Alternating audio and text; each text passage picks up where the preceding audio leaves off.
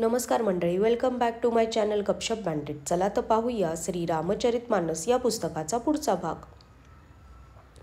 चैत्राचा पवित्र महिना होता. नवमी तिथी होती. शुक्ल पक्ष आणि भगवंताचा प्रिय अभिजित मुहूर्त होता. दुपारची वेळ होती. फार थंडी नव्हती आणि फार ऊनही नव्हते.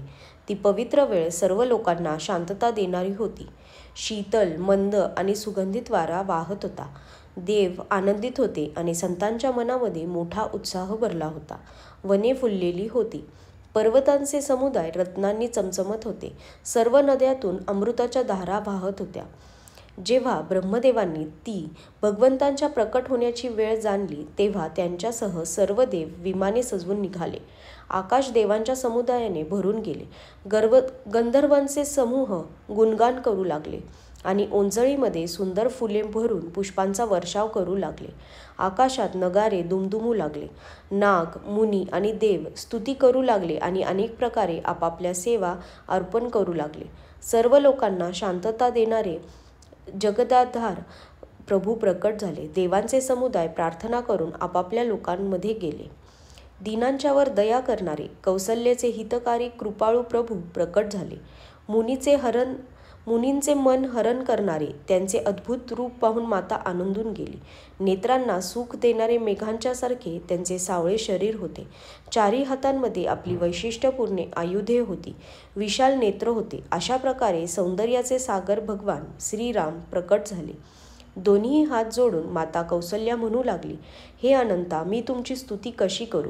वेद आणि पुराणे म्हणतात की माया, गुण आणि ज्ञान यांच्या पलीकडील आणि परिमाणरहित तुम्ही आहात. श्रुती आणि संतजन ज्यांचे दया आणि सुखाचे सागर सर्व गुणांचे धाम म्हणून गायन करतात, तेच भक्तांवर प्रेम करणारे लक्ष्मीपती भगवान माझ्या कल्याणासाठी प्रकट झाले आहेत. वेद म्हणतात की तुमच्या प्रत्येक रोमामध्ये मायेने रचलेले ब्रह्मांडाचे समूह भरलेले आहेत. तुम्ही माझ्या उदरात राहिलात.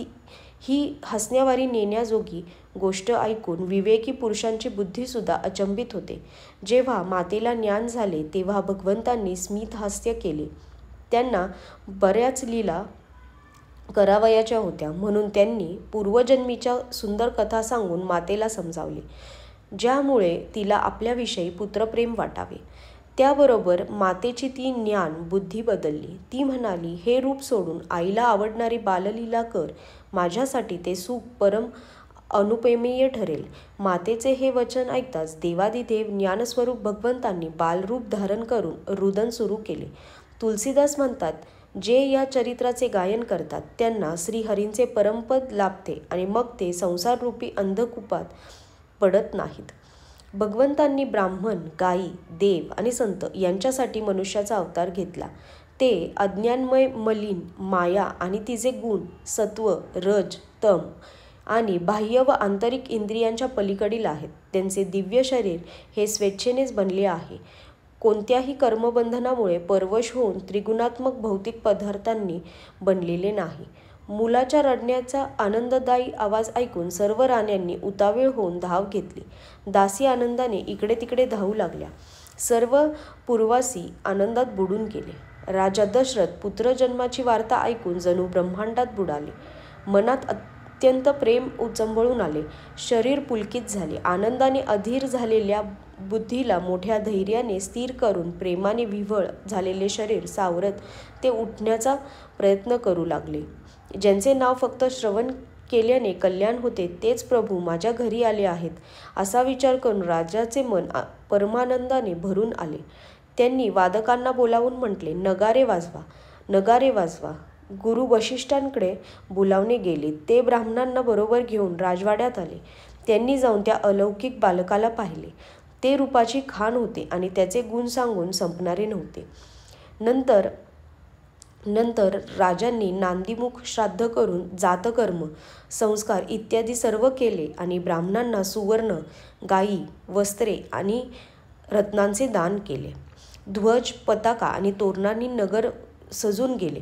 ज्या प्रकारे ते सजविले होते त्याचे वर्णन करणे अशक्य. आकाशातून फुलांचा वर्षाव होत होता. सर्व लोक ब्रह्मानंदात मग्न झाले होते. स्त्रियांचे समूहाच्या समूह निघाले. त्या स्वाभाविक शृंगार करूनच धावल्या. सोन्याचा कलश घेऊन आणि तबकांमध्ये मांगलिक द्रव्ये घेऊन त्यांनी गात गात राजमहालात प्रवेश केला.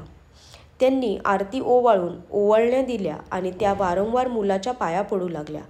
मागध, सूद, बंदीजन आणि गवई रघुकुलाच्या स्वामींच्या पवित्र गुणांचे गायन करू लागले. अयोध्येत सर्वजणांनी सर्वस्वाचे दान केले.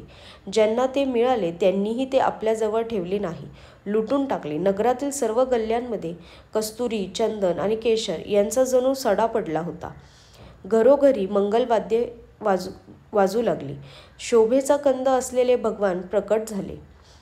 नगरातील स्त्री पुरुषांच्या झुंडी सर्वत्र आनंदमग्न होत होत्या. कैकेयी आणि सुमित्रा या दोघींनीही सुंदर मुलांना जन्म दिला. त्या प्रसंगीच्या सुख, संपत्ती, शुभवेळ आणि समाज यांचे वर्णन सरस्वती आणि सर्पराज शेषही करू शकणार नाहीत. अयोध्यापुरी अशी सुशोभित झाली होती की रात्र ही जणू प्रभूंना भेटण्यासाठी आली होती आणि सूर्याला पाहून मनातून संकोच पावत होती, तरी पण मनात विचार करीत होती ती जणू संध्याकाळ बनून गेली होती.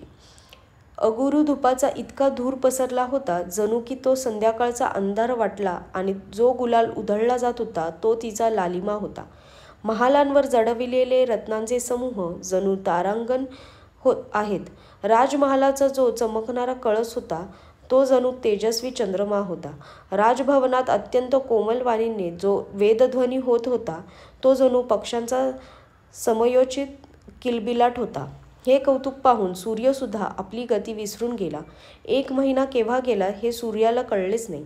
अर्थात त्याचा 1 महिना तेथेच गेला. 1 महिन्याचा दीर्घ दिवस झाला. याचे रहस्य कुणालाच समजले नाही. सूर्य आपल्या रथासह तिथेच थांबला. मग रात्र कशी होणार? आजच्यासाठी धन्यवाद.